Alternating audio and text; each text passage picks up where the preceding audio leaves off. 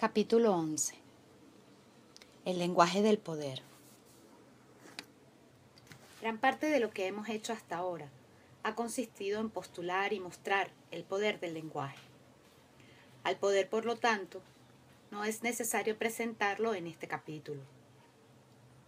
Él ha estado permanentemente presente en nuestras argumentaciones. Lo hemos visto aparecer, por ejemplo, cuando postulamos que el lenguaje es generativo y que, por tanto, crea realidades. Hablamos también de él cuando argumentamos que el poder es el principal criterio para optar entre diferentes interpretaciones. Hablamos del poder que resulta de todos y cada uno de los actos lingüísticos. Nos hemos referido al poder de las conversaciones.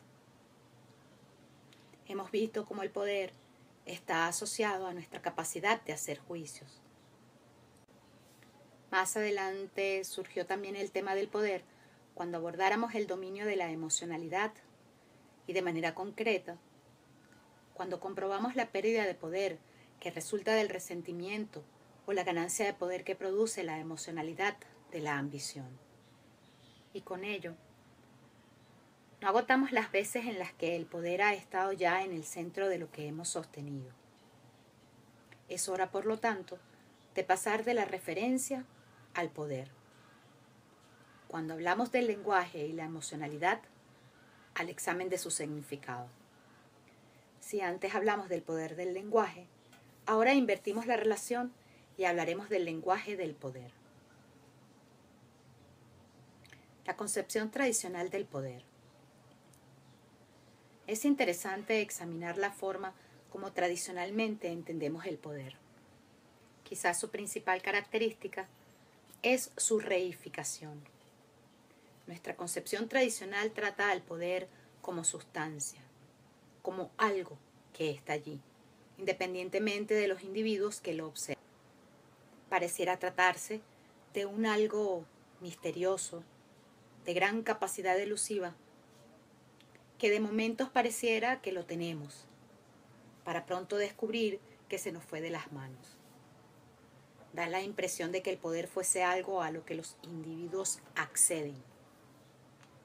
No es extraño escuchar, por lo tanto, expresiones que se refieren a la toma o a la conquista del poder, como si estuviese allí, sujeto a ser agarrado. A veces el poder pareciera asociarse con la imagen de una montaña que podemos escalar y en cuya cumbre solo hay espacio para unos pocos. Cuando algunos llegan a ella, otros se ven forzados a bajarla. Otras veces, el poder tiende a asociarse con la imagen de un fluido, que se puede distribuir en forma diferente y que pasa de una persona a otra como si ellas operasen como una copa donde el poder puede ser vertido. En determinadas situaciones, pareciera concentrarse en manos de unos pocos. En otras, se le distribuye o diluye más o menos equitativamente. Da incluso la impresión de que esta sustancia se rigiera por las leyes de la termodinámica. Su cantidad pareciera ser fija. Cuando alguien cede poder a otro, pierde el poder que cede, con una precisión propia de un postulado de Arquímedes. La manera como las ciencias sociales, y particularmente la sociología, se refieren habitualmente al poder, es característica de esta tendencia reificadora. Ello no es extraño. El lenguaje sociológico se caracteriza por ser un lenguaje de reificaciones y el tratamiento que le confiere al poder es tan solo un ejemplo entre muchos otros. Sostenemos que mientras la sociología no reconozca que todo fenómeno social es un fenómeno lingüístico y por lo tanto, mientras no coloque al lenguaje en el centro de sus preocupaciones, su tendencia reificadora será prácticamente incontrarrestable y su poder, como disciplina, seguirá siendo tan limitado y precario como el que le conocemos. La sociabilidad humana se sustenta en el lenguaje y este es su clave de inteligibilidad. Mientras ello se ignore, las ciencias sociales se seguirán moviendo en mundos reificados y fantasmagóricos. La reificación, sin embargo, es solo uno de los rasgos de nuestra concepción tradicional del poder. Otro rasgo tan importante como el anterior es la fuerte carga ética negativa que a menudo se asocia con el poder. Este no es un fenómeno homogéneo y es mucho mayor en algunos discursos históricos que en otros. La valoración negativa del poder resulta, por ejemplo, fuertemente visible tanto en el discurso católico como en el antiguo discurso marxista, hoy en proceso de extinción. Dentro del mundo occidental, el desarrollo de la ética protestante significa una importante corrección a esta tendencia, dando cabida, no sin contradicciones, a una concepción que le confiere tanto al trabajo como al poder una valencia positiva.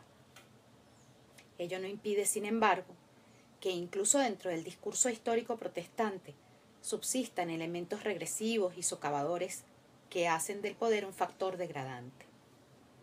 Sostenemos que la desvalorización del poder es un rasgo general propio del programa metafísico, hoy en crisis, que sustentara por siglos el desarrollo histórico occidental. En su expresión más clara, esta evaluación ética negativa del poder se reconoce en los juicios de que el poder es maligno y de que el poder corrompe.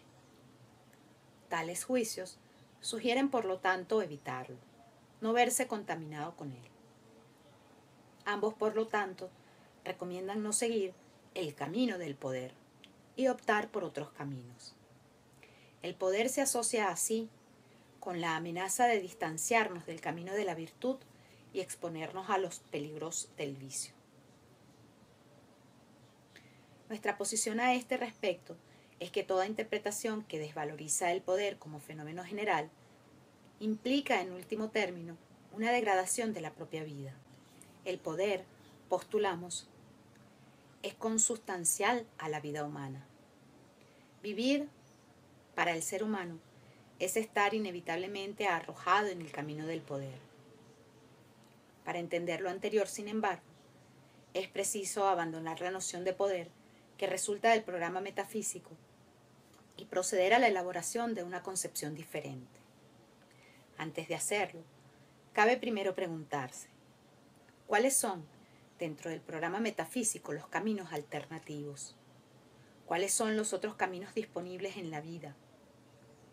Fundamentalmente dos: el camino de la verdad y el camino de la salvación. El camino de la verdad. Tal como hemos sostenido en otro lugar, el programa metafísico se inicia a partir de un movimiento, de una argumentación particular realizada por Sócrates en la Grecia antigua, comprometido con el gran tema de las virtudes que conducen a los seres humanos a bien vivir. Sócrates adopta la posición de que toda virtud es función de la verdad. Este movimiento desencadenará profundas consecuencias en la historia de la humanidad. Lo interesante de este movimiento, que de por sí coloca a la verdad en el centro de la ética y por lo tanto del sentido profundo de la vida, será sin embargo lo que resulta de él. La verdad de la que nos habla Sócrates no es una distinción que nace de la acción y comportamientos humanos, ni surge de la vida concreta de los hombres. La verdad a la que aluda Sócrates es un referente absoluto, abstracto y universal que lo trasciende, y por consiguiente se encuentra más allá de la propia vida humana. La verdad no pertenece al mundo de los hombres. Es más, para Sócrates, la verdad no solo trasciende el mundo de los seres humanos, trasciende incluso el mundo sagrado de los dioses. Las virtudes no son una expresión de lo que los dioses hacen. Lo que los dioses hacen es expresión de las virtudes abstractas y universales que son independientes de ellos. Estas virtudes, en consecuencia, se establecen independientemente de hombre y de dioses. Siendo independiente de ellos, los seres humanos pueden acceder a ellas mediante la razón. La razón es el vehículo que es capaz de conducirnos por el camino de la verdad.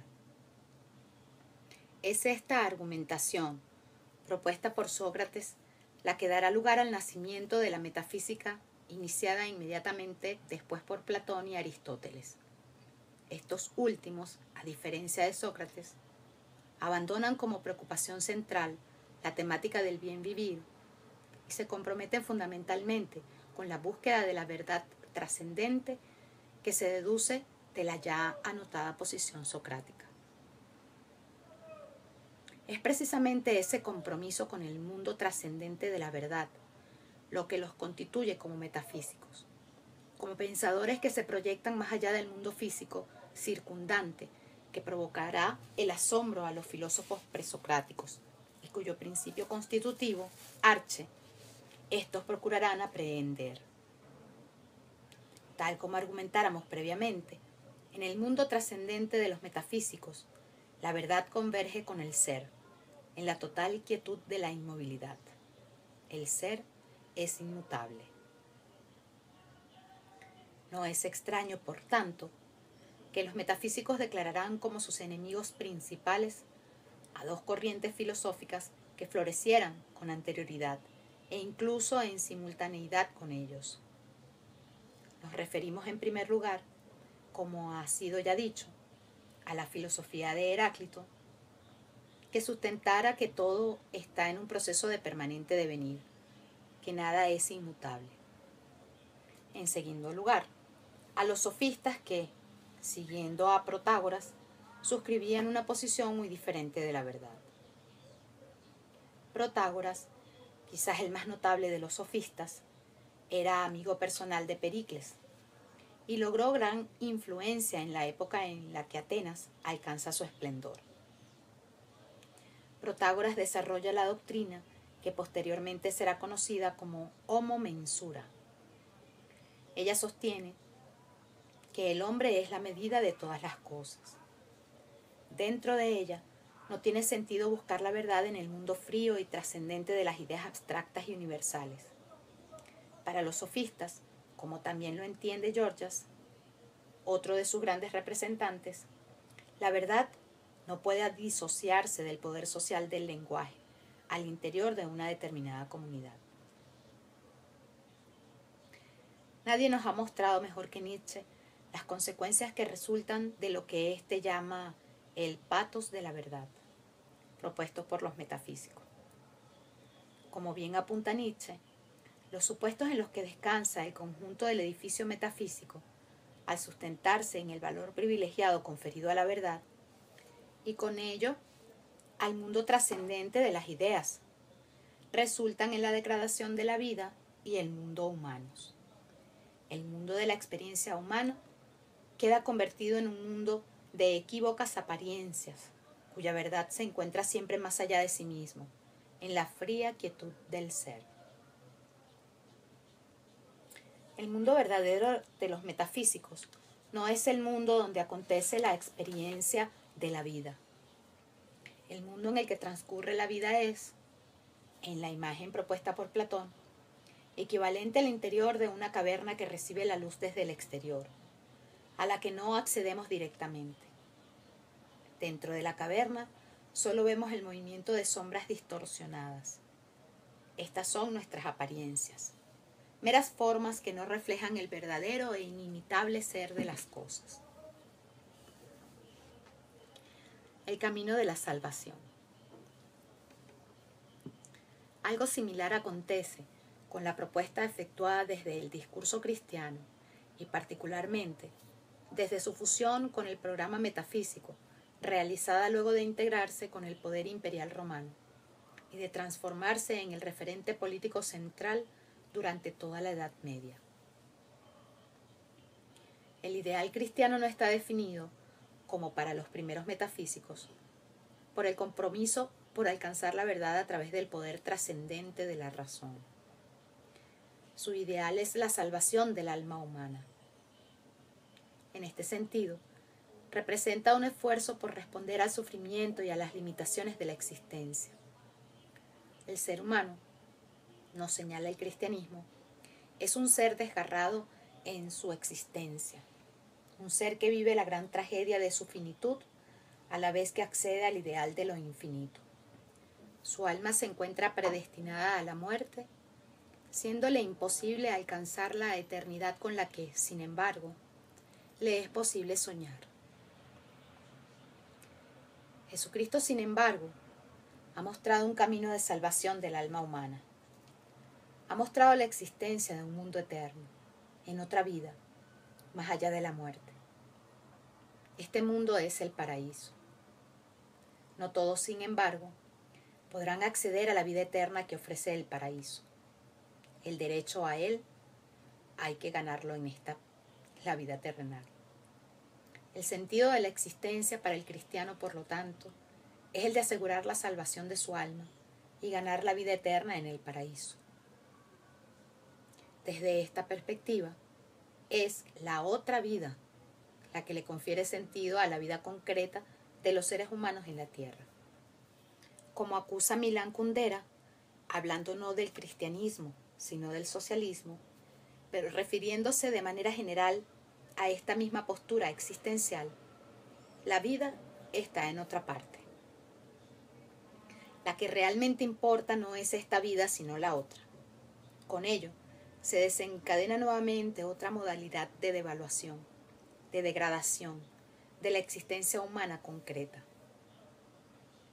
Este es nuestro punto central de crítica a la propuesta del camino de la salvación, su degradación de la vida humana concreta.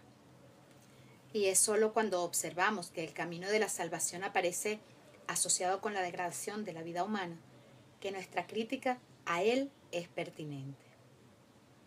No criticamos, por lo tanto, la propuesta en sí de otra vida, ni tampoco la idea misma de un camino de salvación, en la medida en que podamos sustentarlos sin degradar la vida humana. Nuestro punto de crítica, insistimos, se dirige al supuesto de que para salvar el alma es necesario sacrificar la vida. Solo nos oponemos a la idea del sacrificio humano en pos del ideal de la salvación. Dentro de la interpretación predominante del camino de la salvación, se suele suponer que en la medida en que el sentido de esta vida está conferido por la otra, todo lo que significa la plena afirmación de esta vida, con independencia del esfuerzo por alcanzar la salvación, es al menos sospechoso. Lo que no subordine el valor de nuestra existencia concreta a los valores superiores de la vida eterna suele ser interpretado como un alejamiento del camino de la virtud. La felicidad humana resulta de la satisfacción de haber hecho méritos que son necesarios para la vida trascendente. Toda otra forma de felicidad o de goce son vistas como tentaciones que incitan al cristiano al pecado y que, por tanto, requieren ser evitadas. El objetivo de esta vida es básicamente uno, el objetivo cristiano de la salvación. Desde esta perspectiva, toda forma de afirmación de la vida terrenal por la vida misma y, por tanto, ajena al ideal de salvación, suele ser sancionada negativamente. Cuando ello sucede, el cristiano no solo vive en el desgarramiento que es propio de toda forma de existencia humana, añade a este el desgarramiento que resulta de tener que responder a dos lógicas existenciales diferentes. La que corresponde a esta, su vida humana concreta, y la de la otra vida. Desde este discurso ético, el afirmar el valor inmanente de la vida humana suele generar culpa y el temor de comprometer la salvación. Este discurso ético fue, por siglos, uno de los discursos predominantes del mundo occidental. Su influencia se preservaba, entre otras razones, al no ser cuestionado por discursos diferentes. Hoy, sin embargo, este discurso ha entrado en una fase crítica. Varios factores contribuyen a ello. Entre estos, cabe mencionar al menos 3. En primer lugar, El creciente poder y el mayor nivel de autonomía que el individuo ha alcanzado frente a las organizaciones institucionales en general, y muy particularmente frente a la autoridad de la Iglesia. Hoy el sometimiento a la autoridad de la Iglesia es asunto voluntario. No lo era así en el pasado. La Iglesia tenía un poder sobre los individuos que hoy ya no posee. En segundo lugar, la exposición en un mundo interdependiente a la influencia de múltiples discursos diferentes, de múltiples formas de vida distintas, de múltiples opciones para generarle sentido a la vida. Actualmente, los impíos han ganado un grado de respetabilidad que no tuvieron nunca en el pasado, y sus propios caminos de salvación, sus éticas de vida diferentes, han dejado de resultarnos aberrantes. En muchos casos, nos parecen incluso atractivos.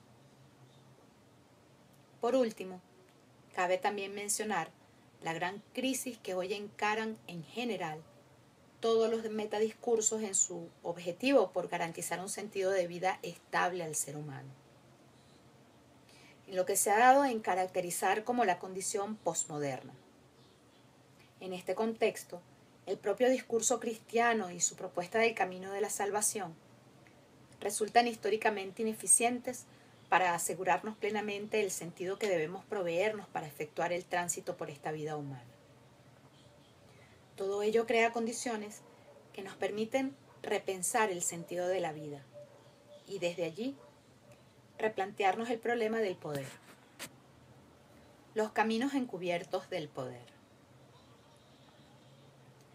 Tanto desde el camino de la verdad de los metafísicos como desde el camino de la salvación propuesta por el cristianismo, pilares ambos de nuestra concepción occidental, se ha atacado lo que llamaremos el patos del poder, en la medida que éste no se subordine a los objetivos de verdad o de salvación, respectivamente.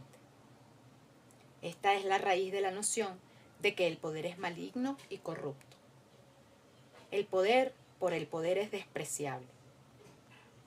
Solo se le acepta cuando se le subordina a una causa superior, que en ambos casos nos remite a mundos trascendentes. Con ello, por lo tanto, se degrada el poder. Lo que no siempre observamos, sin embargo, es que estos dos caminos han sido históricamente evidentes caminos de poder, y es más, de un tipo de poder muchas veces excluyente, abusivo y negador del respeto mutuo que consideramos fundamental para establecer hoy en día las bases de una adecuada ética de la convivencia social. Desde ambos caminos se ha recurrido a menudo a la verdad para encubrir lo que hoy podemos considerar como usos abusivos del poder. Al recurrir al criterio de verdad en los hechos, encubrían e incluso para sí mismos su relación con el poder. Reiteramos una vez más lo que nos señala Humberto Marturana. Toda invocación de verdad encierra siempre una demanda de obediencia. En otras palabras, el criterio de verdad nos ofrece una coartada que legitima nuestras expectativas de ser obedecidos. Al hacerlo, se le niega al otro el espacio en que pueda fundar la legitimidad de su diferencia con nosotros y el derecho a poder actuar desde sus interpretaciones con autonomía. Al legitimar nuestras expectativas de ser obedecidos, la invocación de verdad legitima también las represalias que podemos tomar en caso de que tal obediencia no se cumpla. La verdad, por lo tanto, le confiere legitimidad al uso de la violencia con el otro, legitima la ausencia de respeto mutuo.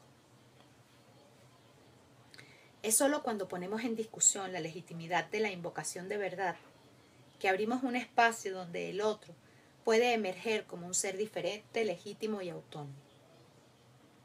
Es sólo entonces cuando comprobamos la emergencia de una interpretación del poder diferente, que no remite necesariamente a la idea de que el poder sea despreciable, maligno y corrupto. Es más, Descubrimos, por el contrario, que una de las condiciones que se asocia con el ejercicio abusivo del poder es precisamente la propia invocación de verdad que aparentaba distanciarse de él o conferirle un manto purificador.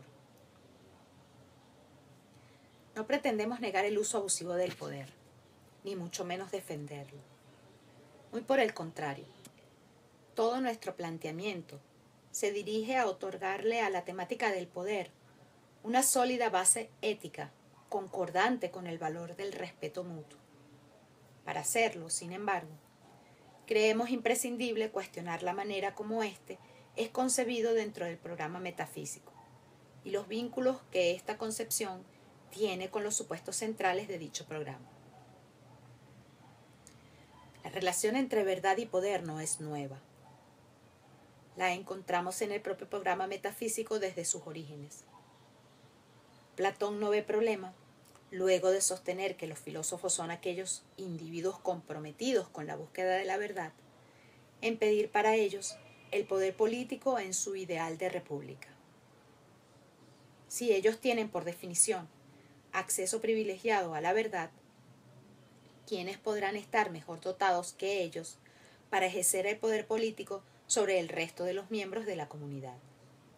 Después de todo, para los metafísicos, todas las virtudes humanas se sustentan precisamente en la verdad. Estamos tan acostumbrados al ideal de verdad trascendente, planteado por el programa metafísico, que no logramos vislumbrar cómo podríamos prescindir de él. De la misma manera, nos es difícil imaginar la posibilidad de pensar la temática del poder sobre bases éticas diferentes, distintas de aquellas que le ofrece la metafísica. Sin embargo, no hay que ir tan lejos para descubrir dentro de nuestra propia historia occidental experiencias históricas concretas, altamente exitosas, basadas en ideales muy diferentes. Olvidamos, por ejemplo, que el período más brillante de la historia de Grecia, aquel de mayor riqueza cultural, aquel en el que florece la democracia, fue precisamente el que se desarrollara antes de la emergencia de la metafísica y que hoy identificamos con el siglo de Pericles. Como bien nos señala Nietzsche, el nacimiento de la metafísica marca el inicio de la decadencia de Atenas y con ella la del mundo helénico. Pero es más, la historia de Roma tampoco se da bajo el predominio del pensamiento metafísico. Si bien Platón y Aristóteles eran conocidos en Roma, nunca llegaron a ser los principales guías o inspiradores de los romanos. No es una casualidad que no contemos entre los romanos con ningún metafísico de nota. Por el contrario, la mayor influencia filosófica durante el período romano la ejercieron los estoicos. Y uno de los periodos más sobresalientes, aquel considerado como el del apogeo y mayor poderío del Imperio Romano, fue aquel que coincide con el reino del emperador Adriano y en el que se registra la mayor influencia estoica. La gran obsesión de los romanos no fue la verdad, sino el poder. Y en general lo ejercieron desde la aceptación de la diversidad humana y desde el respeto hacia quienes pensaban y tenían creencias diferentes de ellos. Nuevamente, cuando el cristianismo accede a las esferas más altas de influencia en el imperio, Roma iniciaba su decadencia. Es interesante seguir la magistral interpretación propuesta por Gibbons a este respecto. El poder como fenómeno lingüístico. Habiendo caracterizado en líneas gruesas la concepción tradicional del poder y sus fuentes discursivas de inspiración, es oportuno iniciar el desarrollo de nuestra propia concepción del poder. Para hacerlo, lo primero que nos interesa es avanzar hacia la reificación que denunciáramos en la concepción tradicional. Ello implica desplazarnos del supuesto de que el poder constituye algún tipo de sustancia. Nuestro postulado central con respecto al poder es que este es un fenómeno que emerge, en cuanto tal, de la capacidad de lenguaje de los seres humanos. Sin el lenguaje, el fenómeno del poder no existe. Solo cuando aceptamos lo anterior, estamos en condiciones de disolver la noción del poder como sustancia. El poder, desde nuestra perspectiva, no remite a sustancia o propiedad alguna que sea independiente de nuestras observaciones. Sin un observador provisto de lenguaje, el poder como tal no se ve. No se trata, sin embargo, de que no se vea porque esté oculto, escondido o encubierto, a la espera de ser revelado o descubierto. No se lo observa porque es el propio observador quien lo constituye como el fenómeno que es. El poder, por lo tanto, no es un fenómeno independiente del observador. El propio proceso de observación lo constituye como fenómeno. El poder, entonces, no es algo que se encuentra allí afuera, a lo que podamos apuntar con el dedo, tomar con nuestras manos o guardar en el bolsillo. No es algo sobre lo cual, por ejemplo, podamos reivindicar derecho de propiedad de la manera como lo hacemos con nuestro automóvil o nuestra casa. Para comprender adecuadamente lo que decimos, es importante examinar nuestro postulado de que el poder es un fenómeno lingüístico y examinar las diferentes formas en las que el poder aparece relacionado con el lenguaje. Es lo que haremos a continuación. El poder como distinción lingüística. La primera relación del poder con el lenguaje, y sin duda la más superficial, surge del reconocimiento de que el poder es una distinción lingüística, una distinción que hacemos en el lenguaje. Decimos que esta es la relación más superficial porque cada vez que preguntamos por él algo, podemos en rigor responder que se trata de una distinción lingüística. Todo aquello sobre lo que podemos preguntar, dado que el preguntar sucede necesariamente en el lenguaje, será siempre el resultado de algún proceso de distinción. Solo como resultado de una distinción podemos traer algo a la mano y preguntarnos de qué se trata ese algo que somos capaces de diferenciar del resto. Sobre aquello que no distinguimos, no podemos preguntar. De allí precisamente la importancia de nuestras distinciones. Tenemos, sin embargo, distintos tipos de distinciones. En un extremo, podemos reconocer algunas distinciones que están fuertemente determinadas por nuestra estructura biológica.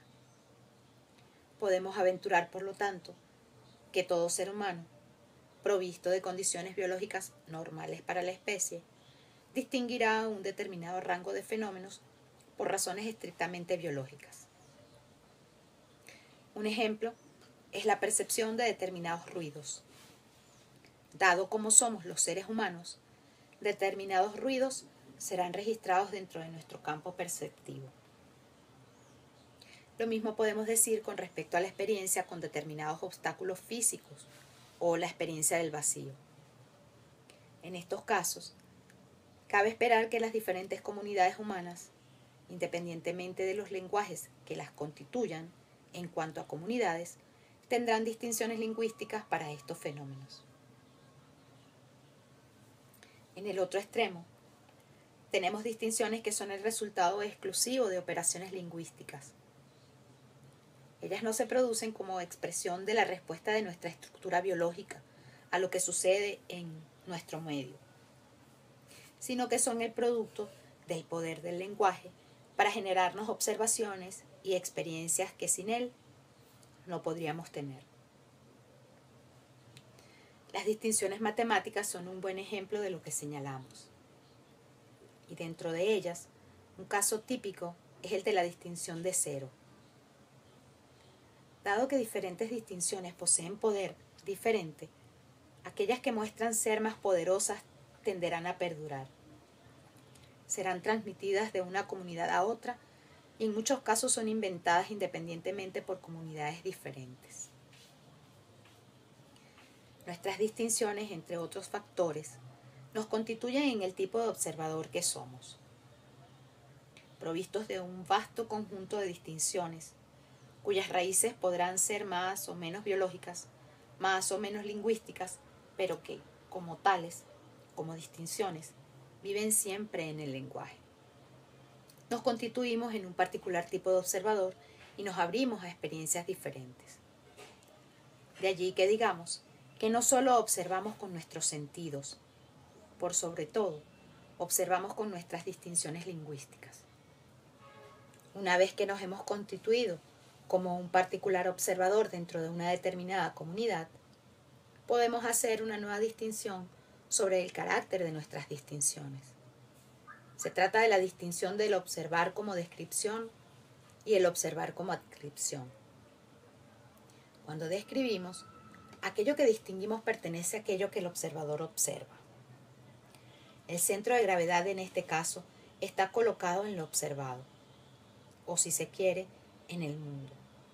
Cuando adscribimos, en cambio, es el propio observador el que le confiere a lo observado aquello que se constituye en el proceso de adscripción. El centro de gravedad está ahora en el propio observador. Como puede apreciarse, esta distinción entre la descripción y la adscripción es equivalente a la efectuada con anterioridad entre afirmaciones y juicios. Las afirmaciones, decimos, son descripciones. Los juicios son adscripciones. Cuando hacemos juicios, conferimos al mundo y a sus entidades constitutivas rasgos que resultan de la forma como nos relacionamos con ellos. Los juicios, por consiguiente, no solo hablan de las entidades a las que se refieren, sino de la relación que establecemos con ellas. Los juicios, por lo tanto, siempre hablan tanto sobre la persona que los emite como sobre el mundo que es enjuiciado. En consecuencia, los juicios operan como sintetizadores de la forma en que estamos en el mundo, o lo que Heidegger llama el Dasein. A partir de lo anterior, cabe entonces preguntarse, ¿qué tipo de distinción es el poder? Parte de la respuesta ya la hemos entregado. El poder, siendo lingüístico, como lo es toda distinción, es una distinción cuyo fundamento no es biológico, sino lingüístico. El lenguaje lo constituye como tal. Pero cuando hablamos del poder, estamos haciendo una descripción o una adscripción. Hay en su raíz una afirmación o un juicio. El poder es un juicio. El poder, sostenemos, es un juicio. Como distinción lingüística, el poder no se refiere a una sustancia cuya existencia podamos suponer independiente de nosotros. Por el contrario, el poder siempre vive como un juicio que hacemos. Sin nuestra capacidad de hacer juicios, no nos sería posible hablar del poder, reconocerlo como fenómeno, ni vivir su experiencia. Al reconocerlo como juicio, estamos señalando que cuando hablamos del poder, estamos haciendo una adscripción. Estamos adscribiéndole algo a una determinada entidad, algo que no pertenece como tal a la entidad, sino a la manera en que nosotros, como observadores, nos relacionamos con ella. Tal como sucede con todo juicio, con toda adscripción, es el observador quien le confiere un determinado rasgo a una entidad particular. ¿Qué tipo de juicio es el poder? El poder se constituye en cuanto fenómeno, a partir de un juicio emitido por un observador sobre la mayor capacidad de generar acción de una determinada entidad. Al decir mayor, reconocemos que estamos comparando la capacidad de generar acción a la entidad que examinamos con la capacidad más restringida de generar acción en otras entidades equivalentes. Examinemos brevemente algunos de los elementos contenidos en este postulado. El poder como juicio se refiere a una determinada entidad. ¿Por qué hablamos de entidad? Para hacer presente que el juicio de poder lo hacemos para cualquier unidad que presumamos con capacidad de acción. Podemos distinguir tres tipos de entidades: los agentes, las máquinas y las herramientas. Llamamos agentes a entidades con capacidad autónoma de acción. A las acciones de estos podemos atribuirles, interpretarles, una determinada inquietud.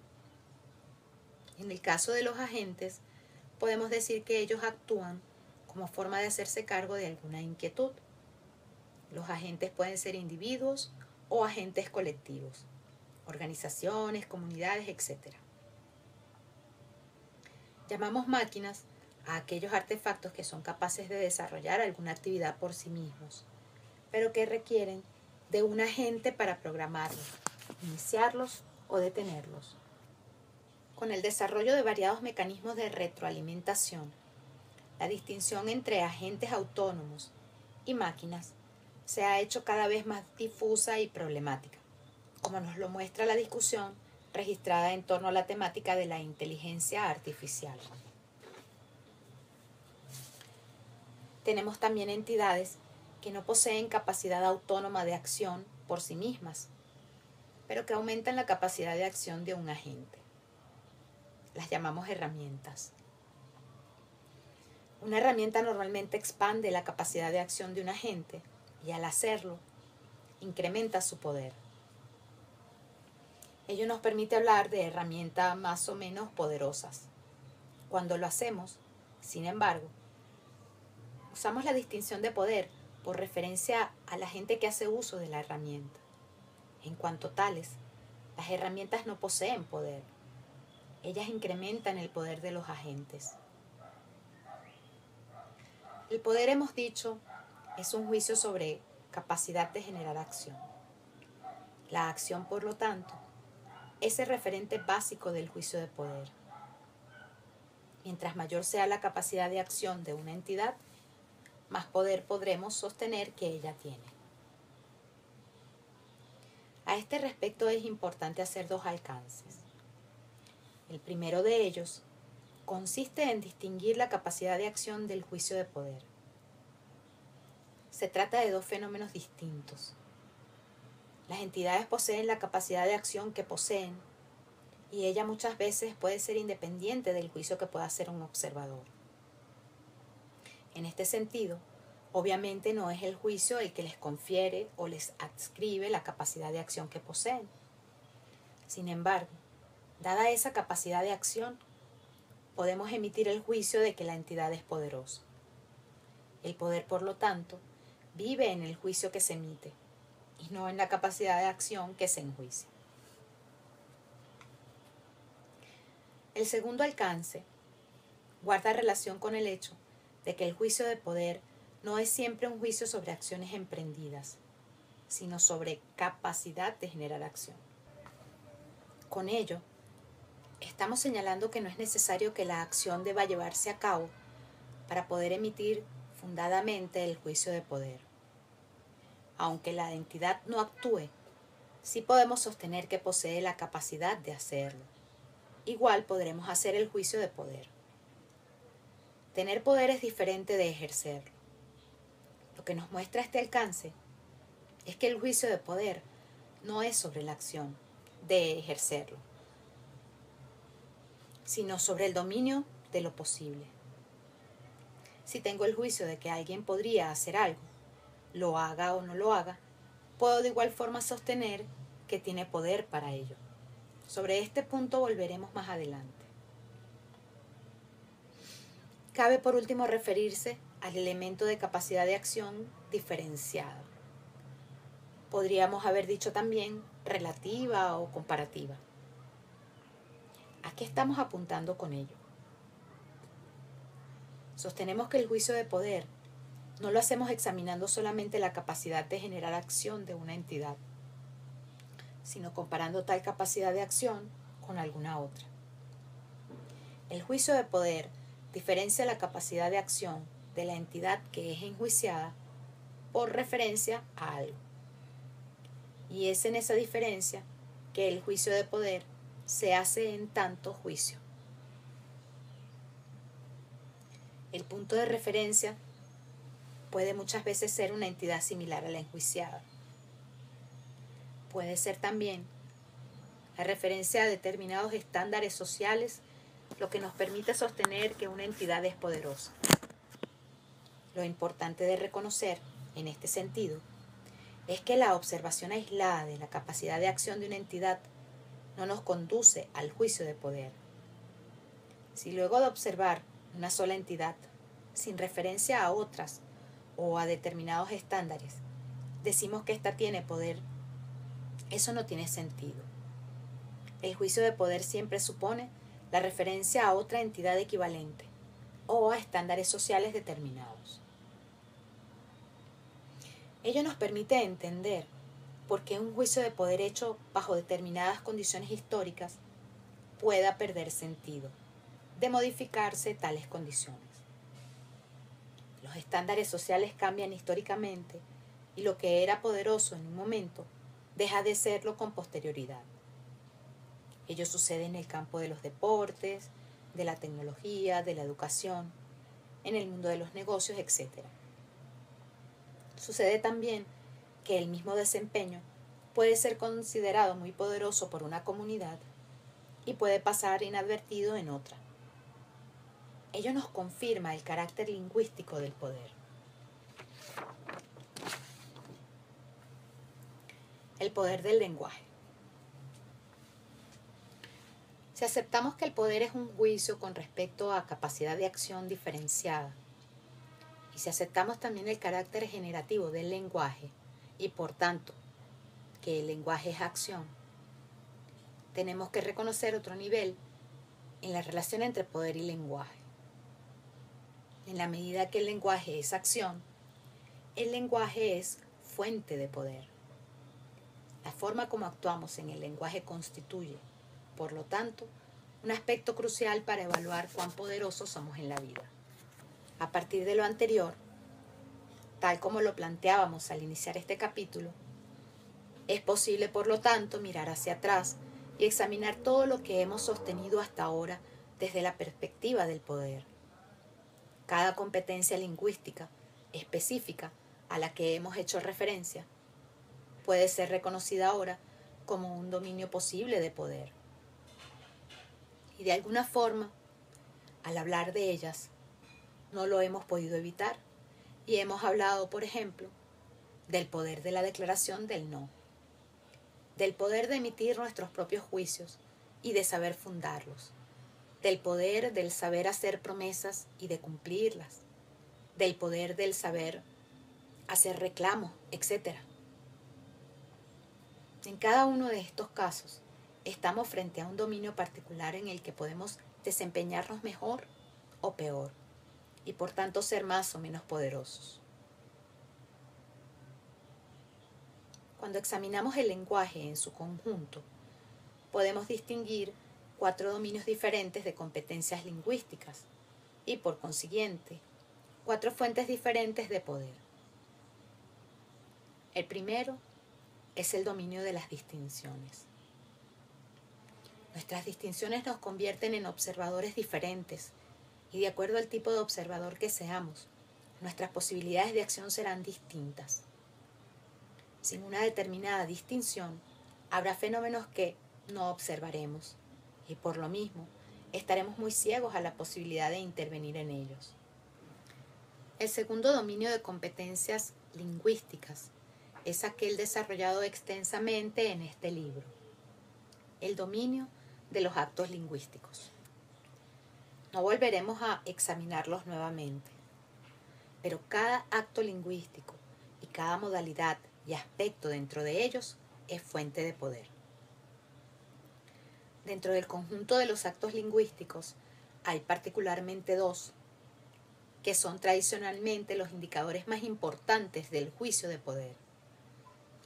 Nos referimos a las declaraciones y a las peticiones.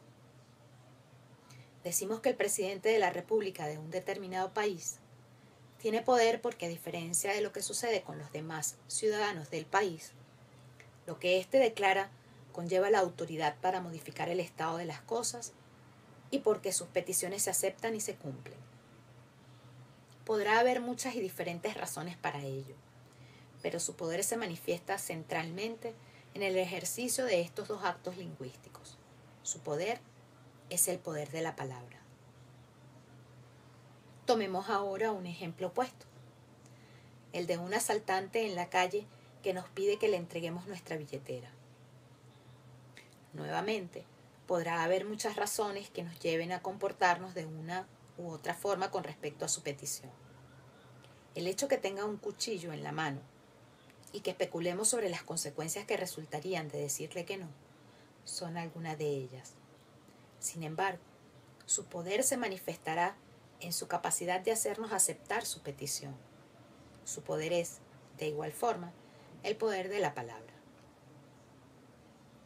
Esto nos lleva a un punto que consideramos de la mayor importancia: el poder sobre otros, que se ejerce imponiendo la palabra propia y haciendo que otros la cumplan.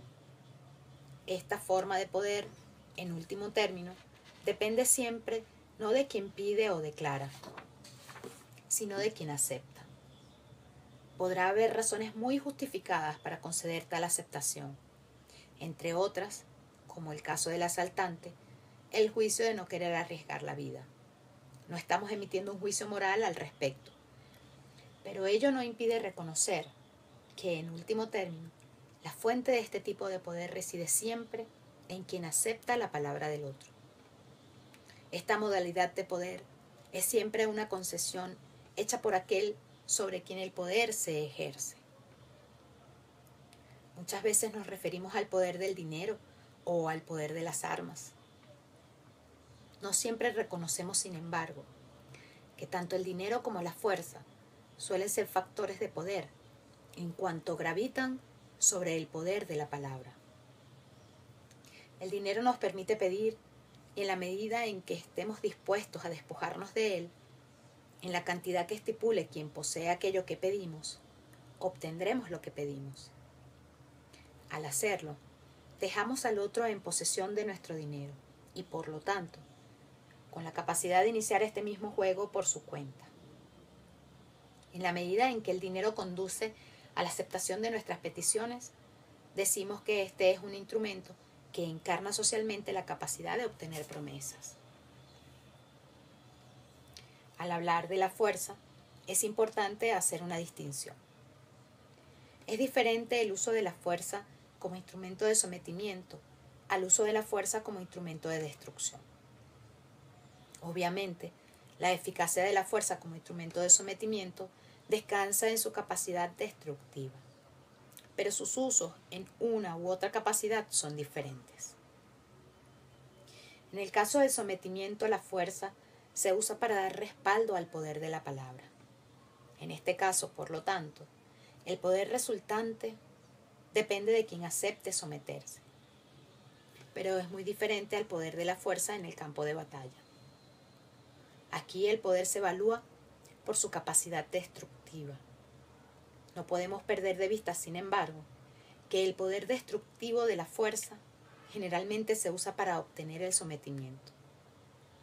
A fin de cuentas, el objetivo de la guerra es político, como lo reconociera von Clausewitz. Al examinar el dominio de competencias lingüísticas que guardan relación con los actos lingüísticos, es importante no olvidar que no basta considerar a estos últimos en forma separada. Los actos lingüísticos hacen también de componentes de juego de lenguaje más complejos que pueden integrar a varios de ellos en modalidades distintas. Un tercer dominio de competencias lingüísticas relacionadas con el poder se refiere a las narrativas. Estos son tejidos lingüísticos interpretativos que, como tales, procuran generar sentido y establecen relaciones entre las entidades, las acciones y los eventos de nuestro mundo de experiencias. Las narrativas nos proporcionan una base desde la cual actuamos en el mundo. Según el tipo de narrativa que sustentemos, nuestras posibilidades de acción serán diferentes.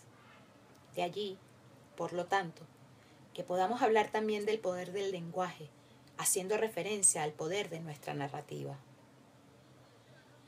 Un ejemplo reiterado de un tipo de narrativa de gran poder lo constituyen las ciencias. Ellas nos ofrecen un tipo particular de explicación de los fenómenos que nos permiten generarlos o reproducirlos. Por último, un cuarto dominio de competencias lingüísticas, también relacionadas con el poder, es el dominio de las conversaciones. Tal como fuera ya expuesto, a través de las conversaciones podemos no solo actuar directamente y modificar el estado actual de las cosas, podemos también modificar el estado de lo posible, de manera de poder posteriormente intervenir directamente. Hemos insistido en que el poder no resulta solo de nuestros desempeños efectivos, sino que involucra también un juicio sobre nuestras posibilidades de acción, independientemente de las acciones ejecutadas. Dentro de las diferentes tipologías de conversaciones que hemos presentado, hay dos que están directamente vinculadas con nuestra capacidad de ampliar nuestro horizonte de posibilidades. Nos referimos a las conversaciones de posibles acciones y de posibles conversaciones. Alcanzar competencias en ellas es fuente importante de poder personal.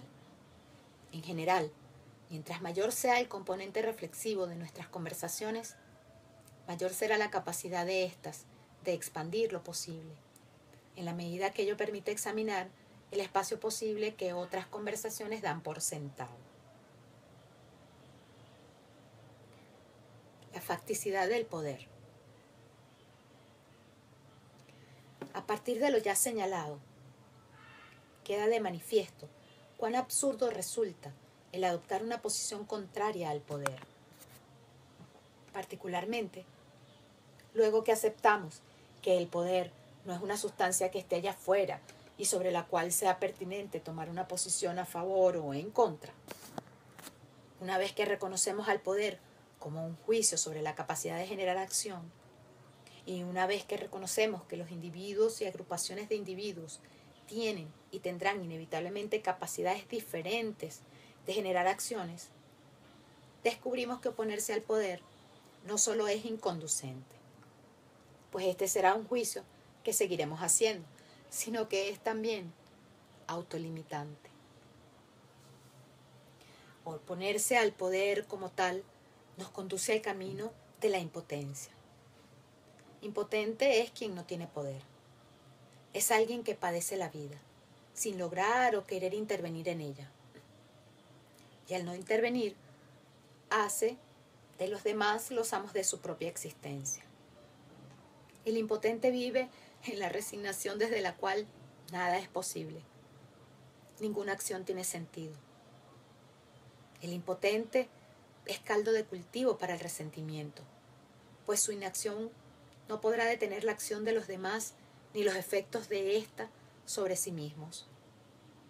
A menudo, sin embargo, quienes sostienen oponerse al poder no están precisamente optando por la impotencia, sino que están manifestando que resienten un poder que no saben cómo contrarrestar. El poder es una facticidad de la vida. No hay ser humano que pueda prescindir de él. Oponerse al poder es estar desde ya al interior de los juegos de poder. Y si bien podemos legítimamente cuestionar y oponernos a la forma como el poder se juega socialmente, o los fundamentos sociales que les confieren poder a unos y se los restringen a otros, no por ello podemos sustraernos a ser partícipes del juego de poder que es la vida. La forma más adecuada de oponernos a formas de poder que rechazamos es precisamente jugando al poder. El poder resulta de la capacidad de acción de los seres humanos y del hecho de que esta capacidad de acción no es ni podrá ser igual para todos, pues como individuos somos y seremos diferentes. La distribución desigual del poder es una facticidad de la convivencia social. Una forma frecuente de oponernos a la facticidad del poder es reivindicando el ideal de la igualdad. En la medida en que el juicio de poder es siempre un juicio de desigualdad, de capacidad diferente de generar acción, toda forma de poder vista desde el ideal de la igualdad es siempre sospechosa. Lo importante a este respecto es examinar de qué igualdad estamos hablando. La historia, en la medida que acrecienta el proceso de individualización de los seres humanos, nos hace cada vez más diferentes y más autónomos. Nunca fuimos iguales y cada vez lo somos menos.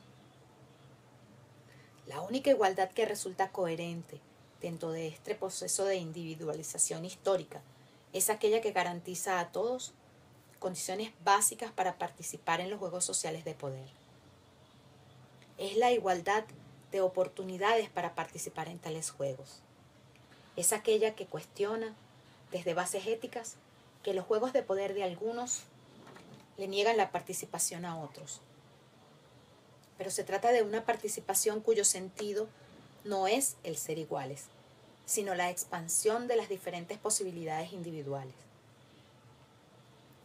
Michel Foucault ha sido uno de los pensadores contemporáneos más importantes que nos ha mostrado cómo el poder permea, sin excepción, el conjunto de la vida social.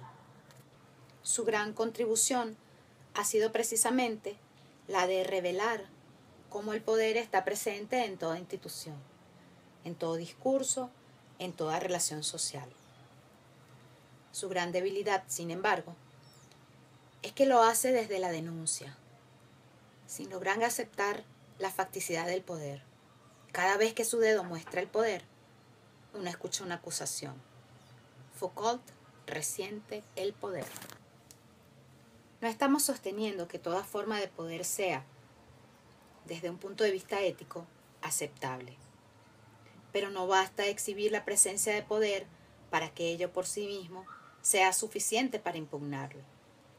La posición de Foucault se sustenta en un ideal anárquico de la vida social, la idea de que es posible una convivencia social sin poder, y desde una ética consecuente que hace del poder un elemento pecaminoso.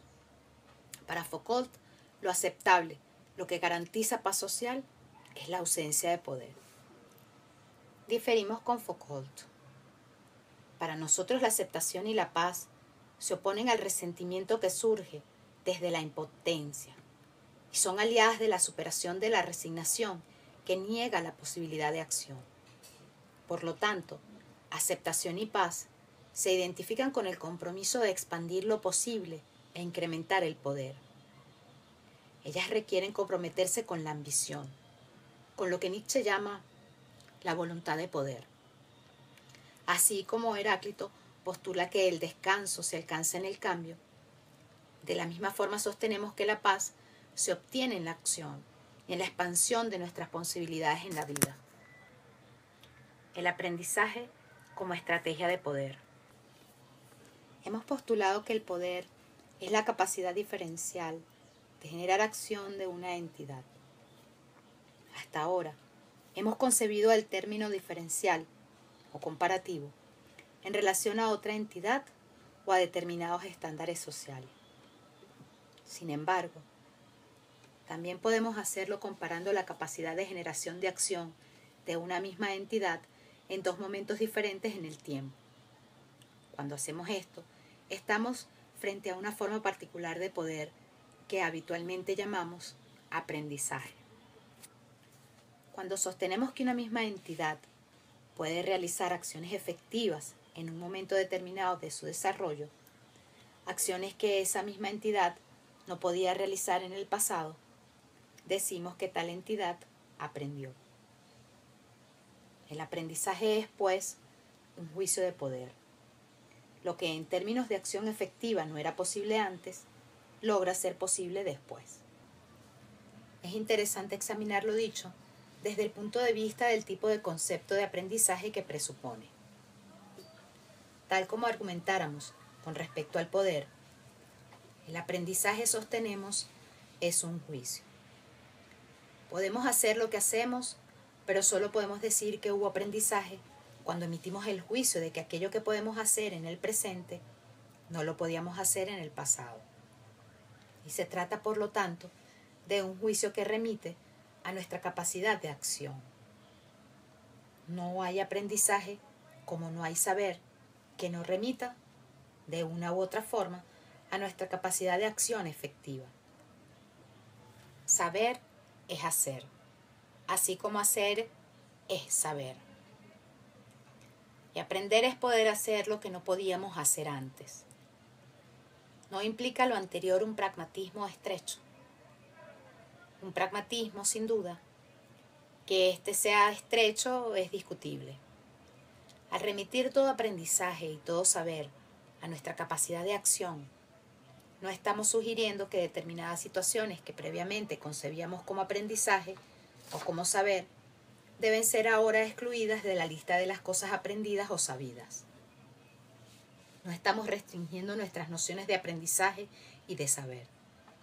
Lo que estamos haciendo es modificar su sentido. Pero ¿no hay acaso expresiones del saber que no se expresan en capacidad de acción? Si alguien sabe que ayer llovió, ¿qué tiene que ver esto con nuestra capacidad de acción? Si alguien sabe cuál era la casa en la que durmió Napoleón la noche del 5 de agosto de 1806, ¿no sucede lo mismo? O cuando alguien aprende literatura, ¿dónde está la acción? Para contestar mejor todas estas preguntas, es conveniente dar vuelta al problema y preguntarnos cómo, en cada uno de esos casos, podemos sostener que alguien sabe o que aprendió algo. ¿En qué fundamos entonces el juicio de aprendizaje? En el hecho de que si preguntamos, estas personas nos darán las respuestas que consideramos adecuadas. Y desde nuestra perspectiva, en la que entendemos que el hablar es actuar, responder adecuadamente es actuar efectivamente. Es tener la competencia de desenvolverse adecuadamente en el juego del lenguaje que abrimos con la pregunta que hacemos. Y esta es precisamente la forma como habitualmente evaluamos el aprendizaje.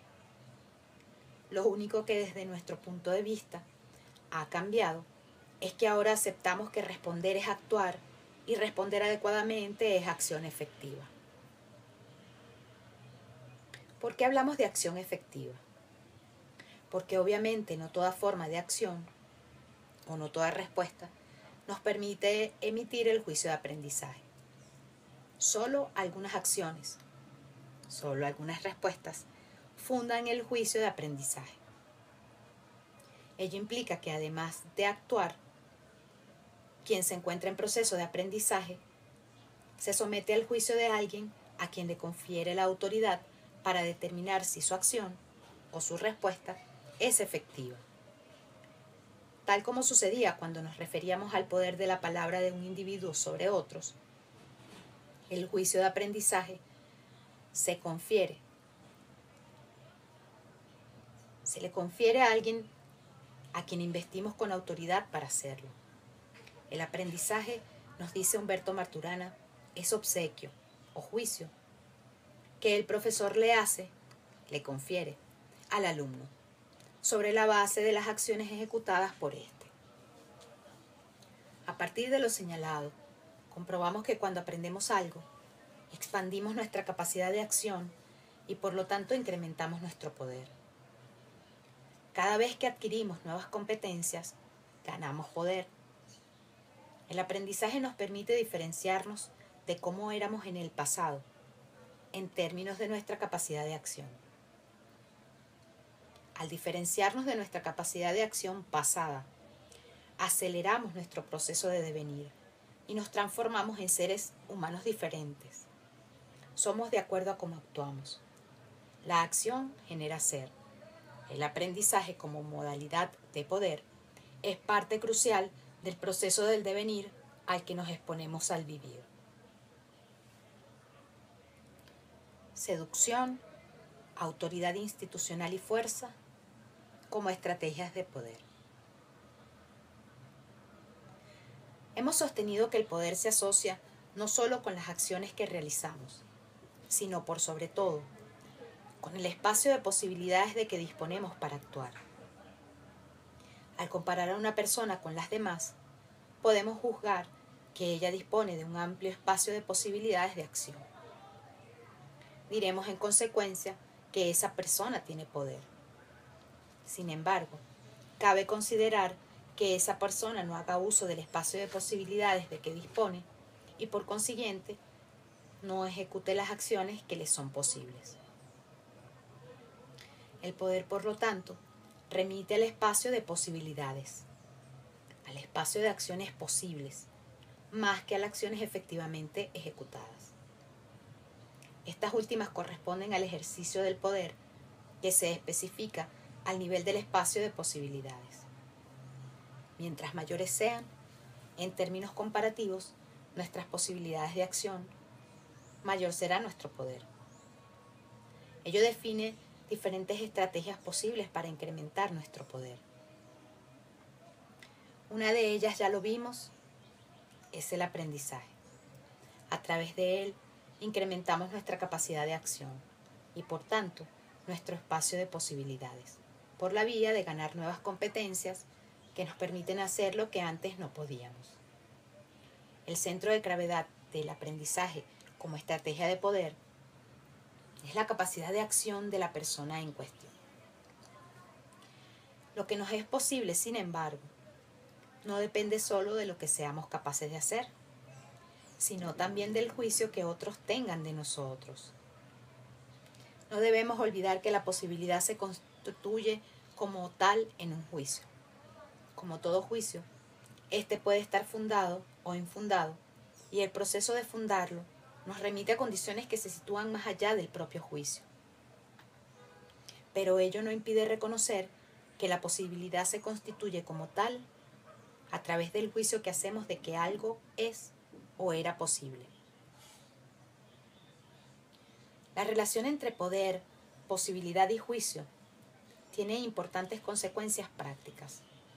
Ellas se observan con mayor claridad cuando examinamos el poder que resulta de nuestra relación con los demás y que se manifiesta en la forma como responden a nuestras declaraciones y peticiones. Ya hemos examinado la gravitación de estos dos aspectos en nuestro poder personal sobre otros. Lo que nos interesa destacar aquí es que el poder que alcancemos sobre los demás para concitar autoridad a nuestras declaraciones y aceptación a nuestras peticiones depende no solo de nuestras competencias, sino muy particularmente de los juicios que los demás hagan sobre nosotros. Estos juicios contribuyen de manera decisiva en conformar el espacio de nuestras posibilidades de acción con ellos y por lo tanto son factores centrales de nuestro poder. En otras palabras, nuestro poder personal no es solo función de lo que seamos capaces de hacer, sino también del juicio que los demás tengan sobre lo que somos capaces de hacer. Lo anterior define 3 estrategias adicionales de poder personal, según se sustenten en la seducción, la autoridad institucional o la fuerza. La estrategia de la seducción descansa en nuestra capacidad de generar en otros el juicio de que somos una posibilidad para ellos. En la medida en que concitemos tal juicio, expandimos nuestra capacidad de acción con ellos, nos encontramos más dispuestos a conferir autoridad a lo que declaramos y a aceptar nuestras peticiones. Una forma habitual de seducción es la que observamos en el cortejo, en los juegos de amor. En la medida en que el otro haga el juicio de que somos una posibilidad amorosa para él o para ella, nuestras propias posibilidades con él o ella se expandirán.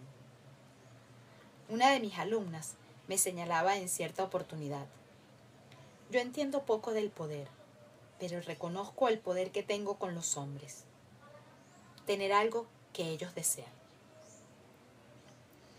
Nuestra interpretación de la seducción, sin embargo, trasciende el dominio de los juegos del amor. Cada vez que logramos concitar en el otro el juicio de que somos una posibilidad para él, estamos en el juego de la seducción. Y podemos ser una posibilidad en términos de nuestras competencias profesionales, de nuestras interpretaciones sobre la vida, de que tenemos un producto que se hace cargo de sus inquietudes, etc. La seducción, por lo tanto, constituye una competencia ontológica que puede adquirir diferentes modalidades concretas. Entre ellas cabe mencionar, por ejemplo, el marketing y las ventas, el proselitismo político, la labor misionera de los religiosos, la pedagogía, etc. En todas ellas el objetivo del juego en cuestión es la modificación del espacio de lo posible del otro, en función de lo que nosotros tenemos que ofrecer. Nuestra competencia de hacer ofertas, es más, de ser una oferta para el otro, está en el centro de la seducción como estrategia de poder. Un caso particular de seducción es la persuasión. La persuasión consiste en la capacidad de generar en el otro el juicio de que nuestras interpretaciones son las más poderosas y, por lo tanto, que ellas expanden las posibilidades de quienes las aceptan. El desarrollo del arte de la persuasión fue una de las inquietudes principales de los sofistas griegos y está contenido en sus enseñanzas de retórica. Se dice que Gorgias era maestro en persuadir a una audiencia en prácticamente cualquier materia. Este le confería gran importancia a la retórica en la enseñanza de la juventud, pues ella contribuía a la conformación de las identidades públicas de los individuos y era fuente importante del poder que alcanzaran en la comunidad. Una modalidad particular de la persuasión es la lógica. Esta gran invención de los metafísicos y desarrollada particularmente por Aristóteles. La lógica centra su capacidad de persuasión en la coherencia que mantienen entre sí las diferentes proposiciones dentro de una argumentación. Dentro de los diferentes elementos del arte de la retórica, la lógica, consistente con su origen metafísico, pone énfasis en el contenido de verdad y la coherencia argumental, logos, reduciendo la importancia de los elementos emocionales, etos y patos. La segunda estrategia de poder personal guarda relación con la autoridad institucional. En este caso, nuestras declaraciones y peticiones tienen aceptación social, no por la posibilidad que somos para los demás como personas, sino porque estamos investidos de la autoridad que la sociedad le confiere a un determinado cargo institucional. Mientras ocupemos tal cargo institucional, accedemos al poder que la comunidad le confiere a éste. En el momento en que abandonamos el cargo, perdemos con ello el poder que antes poseíamos. El poder no resulta de la capacidad de acción de la persona en cuanto tal, sino de la capacidad de acción que nos confiere la posición que ella ocupa al interior de determinados juegos institucionales consagrados por la comunidad. La tercera estrategia de poder personal es aquella que descansa en la fuerza, en nuestra capacidad de destrucción como medio de sometimiento o de disuasión del otro. Ya nos hemos referido a ella. Como en los casos anteriores, la fuerza en estos casos está puesta al servicio de un juicio de posibilidad de parte del otro. El poder que obtenemos resulta del juicio que otro hace sobre las posibles consecuencias que resultarían de no acatar nuestras palabras o de las consecuencias que podrían resultar de nuestra capacidad de respuesta frente al uso de su propia capacidad destructiva. En todos estos casos, en las estrategias de seducción, de poder institucional y de fuerza, nuestro poder personal es función del juicio de posibilidad del otro. El juicio de lo posible. Crisipo de Soli. El poder, hemos insistido, se funda en el juicio de lo posible. Cuando hablamos de lo posible, es interesante volver la mirada hacia los estoicos. Entre ellos, cabe ahora destacar la figura de Crisipo, quizás el más influyente de los estoicos de la antigüedad. También uno de los que se sitúan a mayor distancia de la influencia de los metafísicos. Crisipo nace en Soli, Cilicia, en la parte sur de Asia Menor.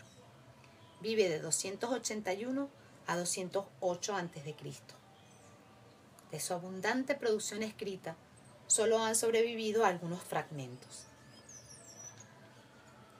Crisipo se opone a la noción de lo posible, propuesta previamente por Diodoro, según la cual lo posible es aquello que es o será verdadero. Tal noción de lo posible, sostiene Crisipo, lo hace indistinguible de lo necesario. Para Crisipo hay eventos que, siendo posibles, no sucederán. Es posible, argumenta, que una joya se rompa, aunque ello nunca ocurra. De la misma forma como toma partido contra Diodoro, Crisipo se enfrenta también con el planteamiento de Cleantes, un estoico anterior a él, que había sostenido que las afirmaciones con respecto al pasado no podían ser necesarias porque, de serlo, no habrían sido posibles. En otras palabras, mientras Diodoro aplicaba el criterio de necesidad tanto al pasado como al futuro, Cleantes negaba tal necesidad y sostenía que tanto el pasado como el futuro eran posibles. Oponiéndose a ambos, Crisipo toma una posición que podemos condensar sosteniendo: el pasado pertenece al dominio de lo necesario, el futuro al dominio de lo posible. Según Crisipo, todas las cosas verdaderas del pasado son necesarias por cuanto no admiten cambio, y porque el pasado no puede cambiar de lo que aconteció a lo que no aconteció. Lo que ya aconteció dejó de ser posible, por cuanto lo posible es aquello que podría acontecer, acontezca efectivamente o no. Según Crisipo, aquello que efectivamente acontezca es lo que llamamos el destino.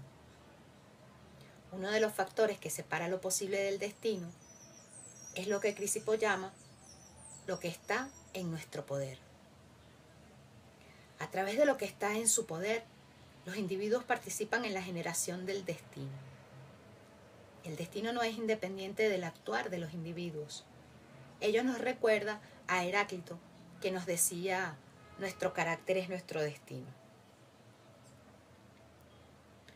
El juicio que concibe el pasado como necesario contiene una fuerte carga ética. En primer lugar, representa un poderoso antídoto contra el resentimiento, aquella emocionalidad que se gasta desde la impotencia, desde la falta de poder. Al observar el pasado desde el prisma de la necesidad, éste recupera la inocencia. Las cosas ocurrieron tal como ocurrieron por cuanto no hubo condiciones para que ocurrieran de manera diferente. En tal sentido, ellas fueron necesarias. Quien se lamenta por experiencias del pasado, a menudo se olvida que aquel que se lamenta es ya un individuo diferente de aquel que vivió esas experiencias por cuanto es un producto de ellas. Quien vivió esas experiencias era un ser distinto de quien se lamenta, pues no había todavía pasado por ellas. Resentir el pasado no solo compromete el pasado, también compromete el presente y, al hacerlo, compromete también el futuro, en la medida que el presente es su antesala. Ello es parte del efecto corrosivo del resentimiento. Toda forma de resentimiento del pasado revela que no aceptamos plenamente quienes somos, que no nos amamos suficientemente, pues quienes somos hoy es lo que tal pasado hizo que fuéramos. La plena aceptación de quienes somos descansa en la plena aceptación de nuestro pasado, en la capacidad de mirarlo aceptando su necesidad, sin despojarlo de su inocencia. A ello se refiere Nietzsche cuando nos habla de la importancia del amor fati, del amor al destino, del amor al acontecer efectivo de las cosas. Lo que no nos mata, nos dice Nietzsche, nos fortalece. Aceptar el pasado no implica dejar de tomar responsabilidad por nuestras acciones, ni exigir que otros tomen responsabilidad por las de ellos. La forma como nos hacemos responsables de lo que hicimos o de cómo fuimos es proyectándonos hacia el futuro. de manera que las acciones que seamos capaces de tomar se hagan cargo de nuestro pasado necesario y eviten las consecuencias de nuestro comportamiento pasado. Nada es más inútil ni nada produce tan innecesario sufrimiento que desgarrarnos por un pasado que no podemos cambiar. Nada es más absurdo que luchar contra lo necesario. Así como es preciso aprender a aceptar el pasado necesario como forma de aprender a bien vivir, es igualmente importante aprender a ejercitar lo que está en nuestro poder, porque de esta forma participamos en moldear el destino. Introducirnos en el futuro significa participar en el arte de lo posible.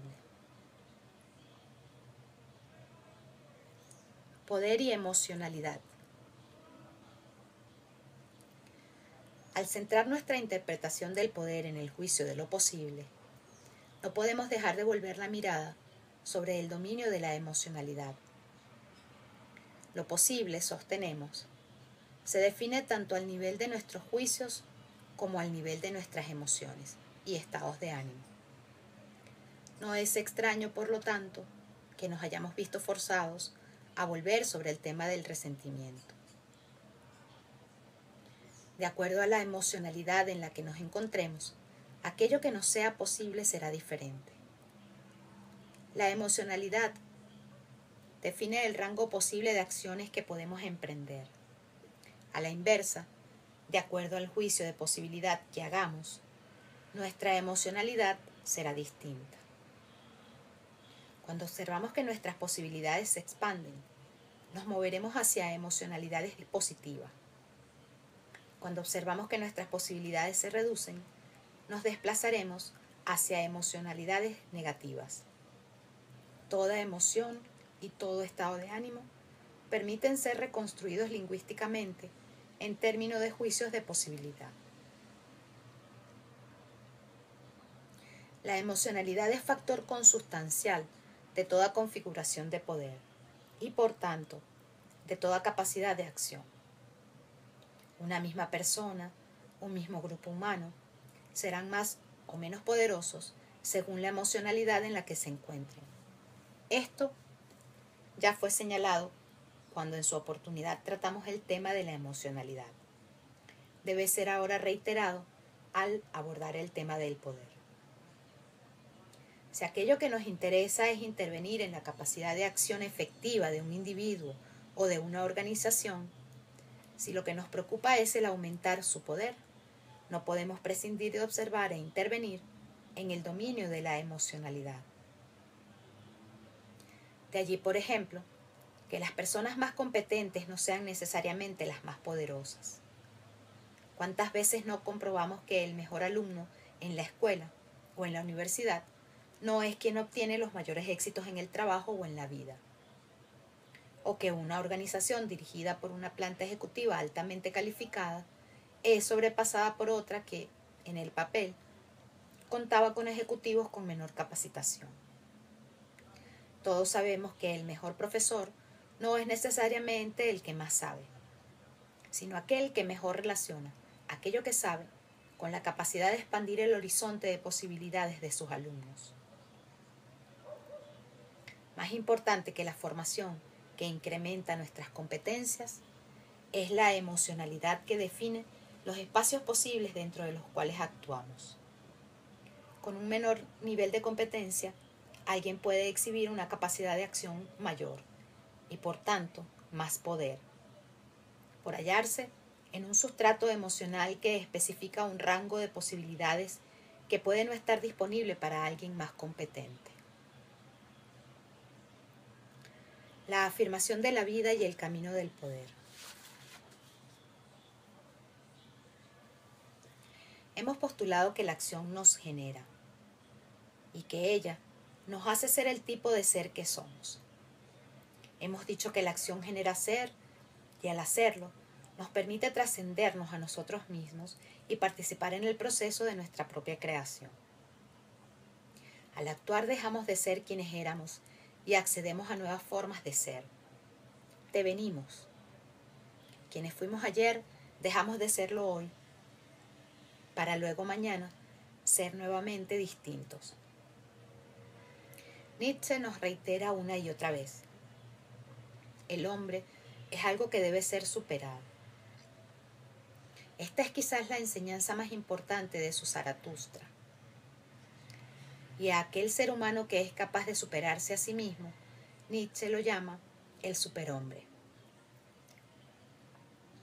Pocos conceptos de Nietzsche han desencadenado tantos malentendidos, tantas interpretaciones erradas. El superhombre es quien hace de la vida un camino de permanente superación de sí mismo. El hombre, nos dice Nietzsche, es una cuerda tendida entre la bestia y el superhombre, una cuerda sobre el abismo. Lo que es grande en el hombre, nos insiste, es que este es un puente y no un fin. La acción, y con ella el lenguaje, nos constituye.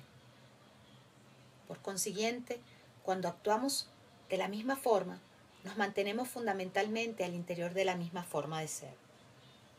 Solo expandiendo permanentemente nuestra capacidad de acción, aseguramos el camino de nuestra superación como seres humanos. No es solo la capacidad de acción lo que define al ser humano. Es por sobre todo la capacidad de expandir nuestra capacidad de acción. La clave para ello es la capacidad recursiva y expansiva del lenguaje. Ya nos señalaba Heráclito, el alma posee un lenguaje, logos, que se expande. La capacidad de expandir nuestra capacidad de acción es lo que hemos llamado poder. Optar por afirmar el valor supremo de la vida, optar por reconocer la prioridad de esta vida y de este mundo por sobre toda otra forma trascendente de vida y de mundo, es optar por el camino de poder como opción de vida. El camino del poder no niega la trascendencia, por el contrario, es la expresión de nuestro compromiso. Nietzsche habla de voluntad, por trascendernos permanentemente. Es la ausencia de toda resignación con nosotros mismos, de la resignación por seguir siendo como somos, sin aspirar a alcanzar formas más plenas de ser. La trascendencia, en el contexto del camino del poder, deja ahora de ser un recurso que degrada la vida humana, que la confronta con un referente superior situado fuera de ella.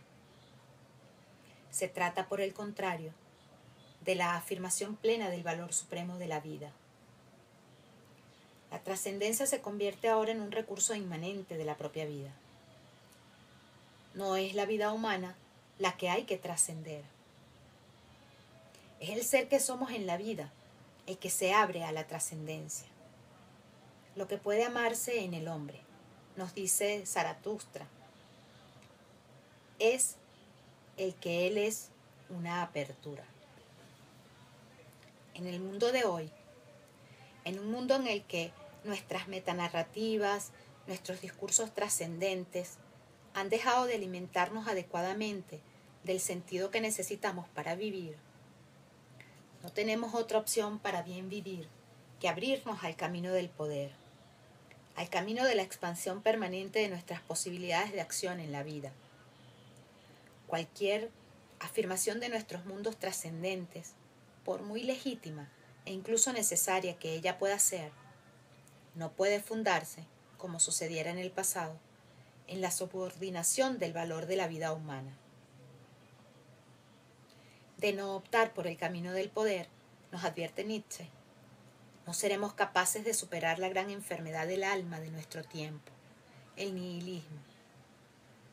El nihilismo es precisamente la experiencia del sinsentido de la vida, del vivir como experiencia carente de valor, en un contexto histórico caracterizado por el lenguaje del poder que ejercieran en el pasado las metanarrativas, los discursos trascendentes.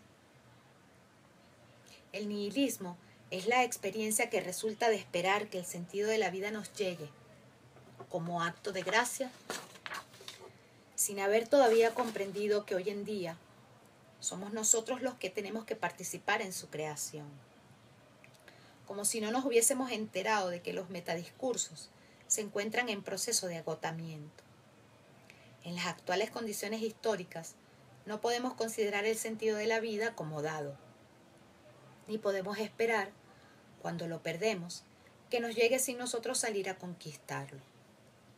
Es en tal sentido que el camino del poder se nos presenta como la opción que nos permite enfrentar el nihilismo. La política del alma. Encarar la vida desde el camino del poder nos permite relacionarnos con ella desde el ámbito de la política. El ser humano, sostenemos, se enfrenta a su vida en clave propia del juego político. El tipo de comportamiento que observamos en los grandes políticos nos sirve de referente para mejor entender la forma como debemos encarar la vida para bien vivirla.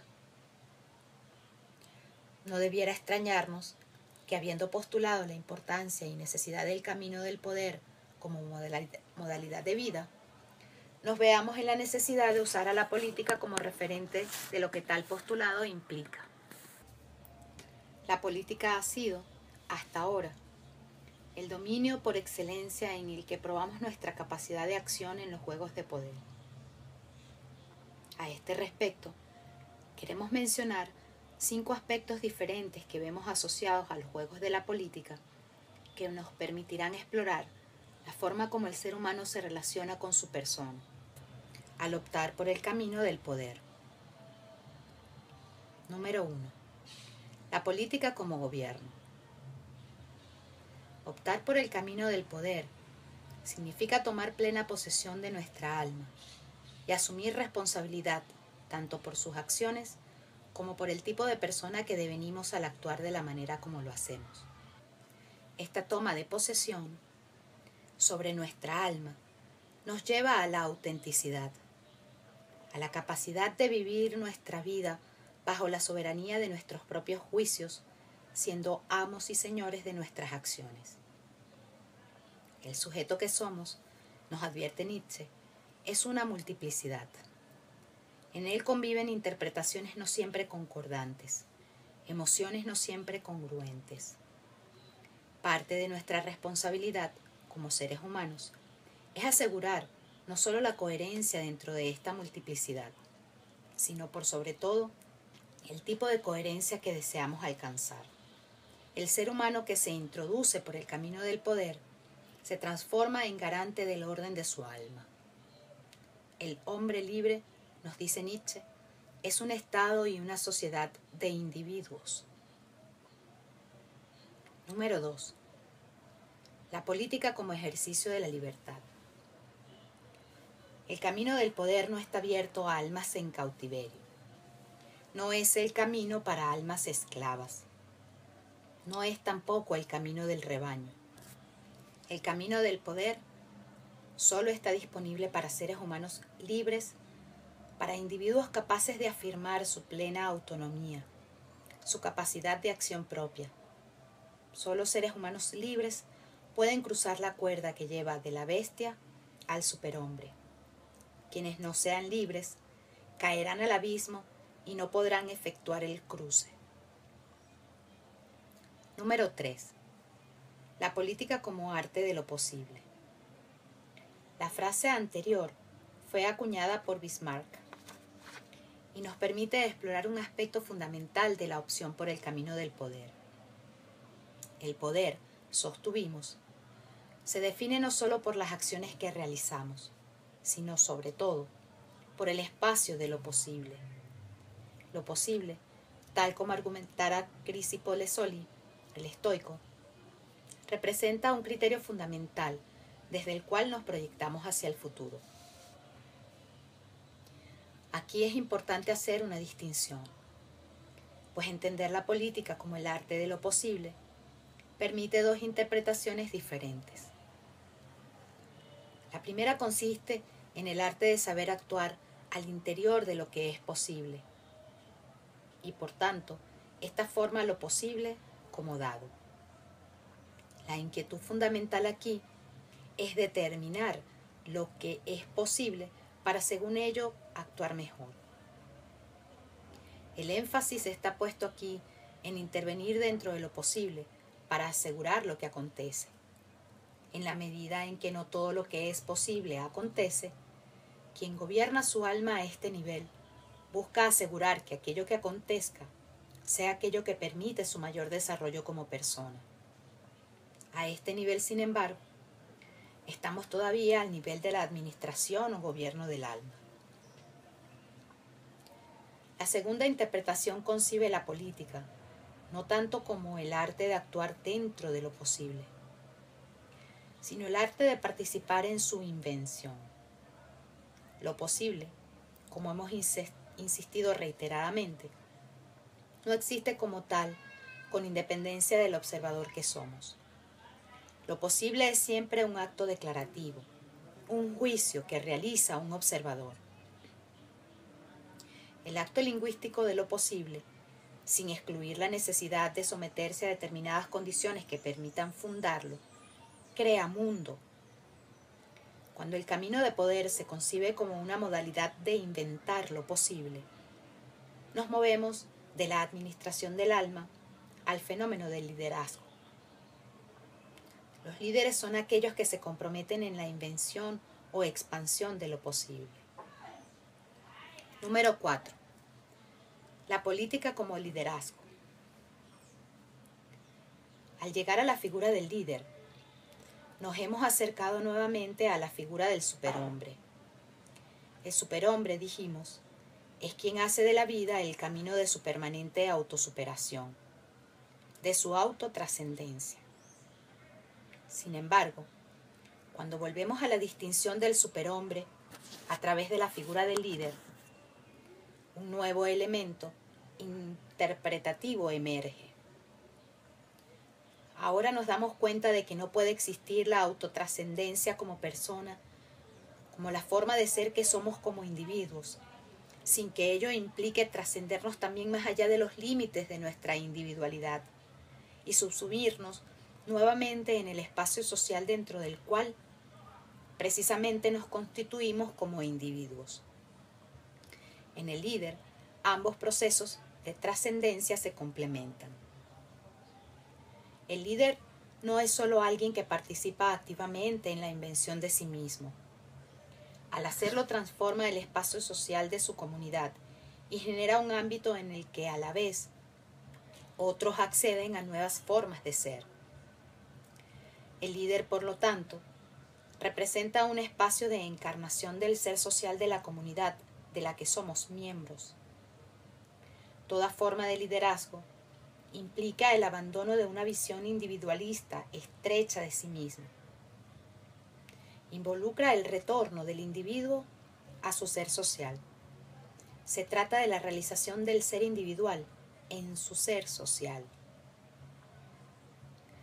No olvidemos lo que dijéramos previamente. El individuo es un fenómeno social. En la medida en que el individuo trasciende su forma de ser individual, transforma a la vez a la comunidad a la que pertenece y abre nuevos espacios de posibilidad de ser para otros individuos. Cabe advertir, sin embargo, que cuando aludimos al liderazgo como expresión de la opción por el camino de poder, no lo hacemos preocupados por responder a una necesidad social.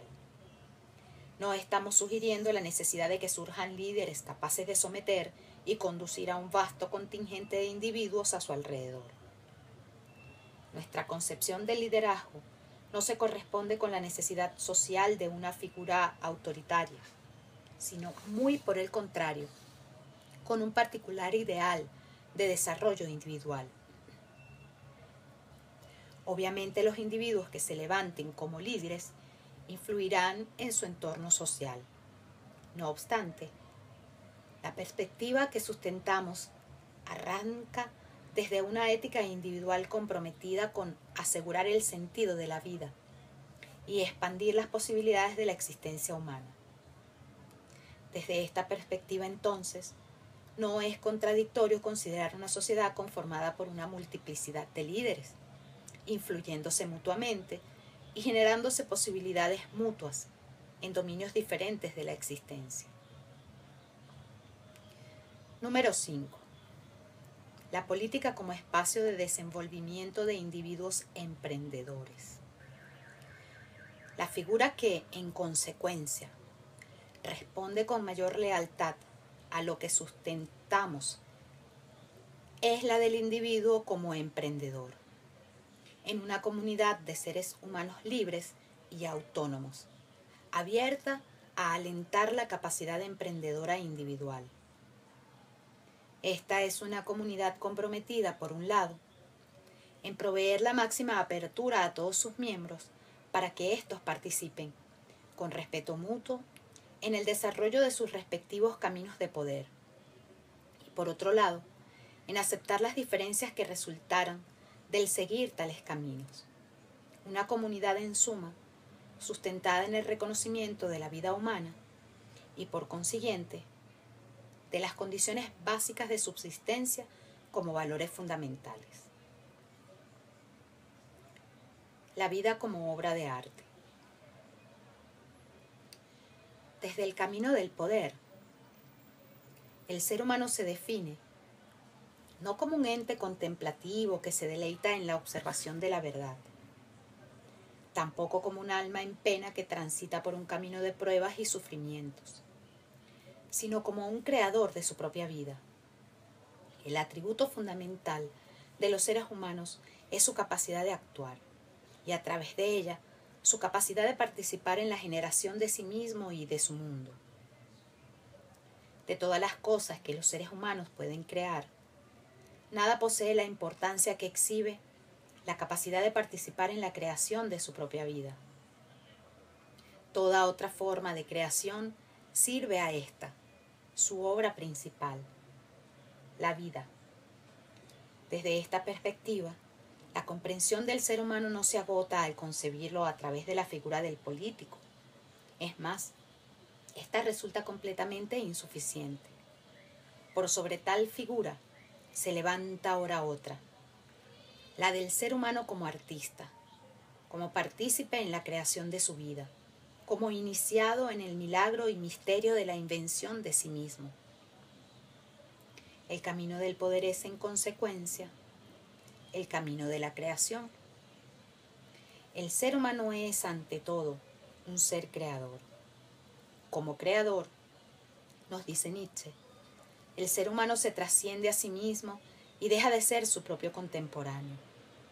Pero en la creación surge otro aspecto importante. Se transforma en un ser libre. Creación y libertad se requieren mutuamente. Nuestra capacidad de creación nos hace libres, pero así como la creación es el ejercicio de la libertad, esta última solo emerge en el acto creativo. La libertad en el sentido más profundo no es una condición jurídica, sino una condición del alma humana. El concebir al ser humano en tanto artista que hace de su vida su gran obra de arte, nos lleva a hacer algunas consideraciones adicionales. La primera de ellas guarda relación con abrir espacio a las fuerzas destructivas que acompañan toda creación. Si aceptamos la creación, tenemos también que aceptar la destrucción. Como nos enseña Heráclito, no hay una sin la otra. No podemos trascendernos y alcanzar otras formas de ser sin dejar de ser quienes fuimos, sin abandonar nuestras formas anteriores de ser. Y ello resulta en un desafío crucial en la vida.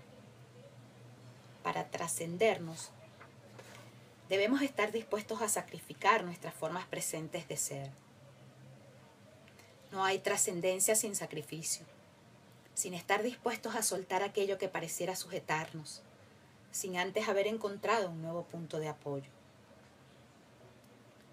Quien no pueda desprenderse de sí mismo, restringe sus posibilidades de trascendencia. Toda trascendencia, por lo tanto, se nos presenta como un salto al vacío, como un sumergirse en la nada, en el principio de disolución del ser que somos, para desde allí volver a emerger en las aguas de la vida. El camino del poder y por consiguiente de la creación es el camino del riesgo, de la vida como apuesta. Optar por el camino del poder implica, en consecuencia, asegurar las condiciones emocionales que resultan necesarias para permitir tanto la creación como la destrucción, aspectos ambos inseparables de la dinámica de la autotrascendencia. Ello implica vencer lo que Nietzsche llama el espíritu de la gravedad. Este nos ata a las normas existentes de ser, introduce pesadez en nuestro desplazamiento por la vida y nos impide despegar en nuestro salto al vacío. El espíritu de la gravedad debe ser vencido con las fuerzas opuestas, aquellas que surgen de la inocencia del juego. Apoyándose en imágenes proporcionadas por Heráclito, Nietzsche identifica esta capacidad creativa con la figura del niño aquel que construye castillos de arena en la playa para verlos enseguida destruidos por las olas y que vuelve a construir otros nuevos. El niño es para Nietzsche la figura predilecta de las formas superiores del poder, pues nos muestra un poder que se despliega de la inocencia del juego, desde la ausencia de la gravedad. A esta imagen del poder del niño, Nietzsche opone dos formas distintas, importantes, pero también inferiores del poder. La imagen de la bestia, de carga, que ilustra con la figura del camello, y la imagen de las bestias de presa, que responde a la figura del león.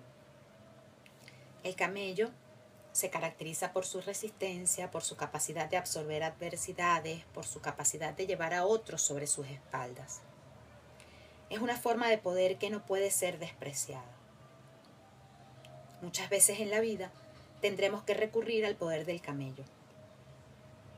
El león, por el contrario, es quien se revela, quien afirma su propio poder frente a los demás, quien declara la inviolabilidad de su territorio.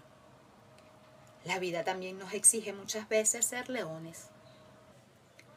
Pero ni el camello ni el león tienen el poder de quien, como el niño, crea desde la inocencia del juego. No hay otra forma superior de poder a la de éste. Desde la figura del niño podemos comprobar cuánto nos hemos alejado de nuestra concepción tradicional del poder y cuán distantes estamos del juicio de que el poder es maligno y fuente de corrupción. La segunda consideración que efectuar es la que relaciona el poder creativo del ser humano con la interpretación que Nietzsche nos ofrece de la tragedia griega. Al concebir al ser humano como artista, Nietzsche sostiene que necesitamos del arte como disposición, pues solo desde él logramos alejarnos del sinsentido de la vida. El arte hace la vida soportable, y solo el arte es capaz de conferirle a la vida el sentido que ella de por sí no nos proporciona, de que ella merece vivirse. Desde la disposición del artista le inventamos el sentido a la vida, sin el cual no nos es posible vivirla. Esto es lo que, según Nietzsche, acomete la tragedia griega. La tragedia griega se sustenta en la victoria de la belleza sobre el conocimiento. Los seres humanos se desplazan en ella eludiendo someterse al principio de la verdad y buscando, en cambio, la realización de la vida desde una perspectiva estética. No es extraño, por lo tanto, comprobar la forma como Sócrates reaccionara contra el arte. El arte nos permite vernos heroicamente, y ello es necesario para vivir. Solo el arte nos permite olvidarnos de nuestras limitaciones. Necesitamos del sentido trágico del héroe para responder a los desafíos de la autotrascendencia. El héroe trágico puede soportar la vida por cuanto se ha comprometido a hacer de ella una obra de arte. Y en cuanto a obras de arte, los seres humanos alcanzan su más alta dignidad.